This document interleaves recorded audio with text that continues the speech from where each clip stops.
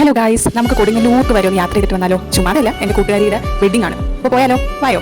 ഇങ്ങനെ 9:15 നേത്രാവതി നമ്മൾ ട്രിവാൻഡ്രത്ത് നിന്ന് പുറപ്പെട്ടു. ഞങ്ങളിതാ യാത്ര പോയി കുറച്ച് മുന്നോട്ട് പോയപ്പോഴത്തേക്കും തന്നെ ദാണ്ട മഴ പെയ്തു.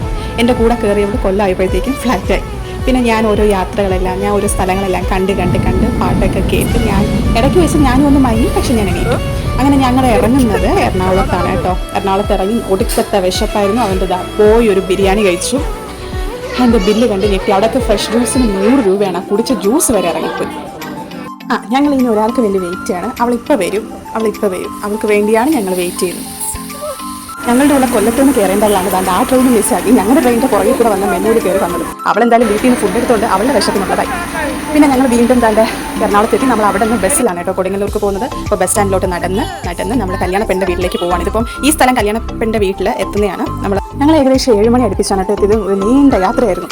അവളുടെ വീട്ടിൽ വെച്ചിട്ട് തന്നെയായിരുന്നു കല്യാണം. ആ സ്ഥലമൊക്കെ ഇച്ചിരി നാട്ടിൻ പ്രദേശമായിട്ട് നല്ല മുറ്റുള്ള വീടൊക്കെ ആയിരുന്നു. അപ്പോൾ ആ വീട്ടിൽ വെച്ചിട്ടായിരുന്നു. നല്ല വൈബായിരുന്നു കേട്ടോ. കാരണം നമ്മളൊക്കെ എപ്പോഴും ഈ കൺവെൻഷൻ സെൻറ്റർ, ഓഡിറ്റോറിയം എല്ലാം കണ്ട് മടുത്തിരിക്കുന്നതായതുകൊണ്ട് ഈ വീട്ടിൽ വെച്ചിട്ടുള്ള കല്യാണം ഫസ്റ്റ് എക്സ്പീരിയൻസ് ആയിരുന്നു. അപ്പോൾ അവിടുത്തെ നാട്ടുകാർ ഫുൾ ഉണ്ടായിരുന്നു. പിന്നെ അവിടുത്തെ കുട്ടികളുടെ ഒരു ഡാൻസ് പാർട്ടി, അവരുടെ ഹൽദിയും സംഗീതവും എല്ലാം കൂടെ ഒരു ദിവസം ആയിരുന്നു. അതായത് കല്യാണ ദിവസത്തിൻ്റെ തലേന്നായിരുന്നു ഈ ഒരു ഫംഗ്ഷൻ എല്ലാം.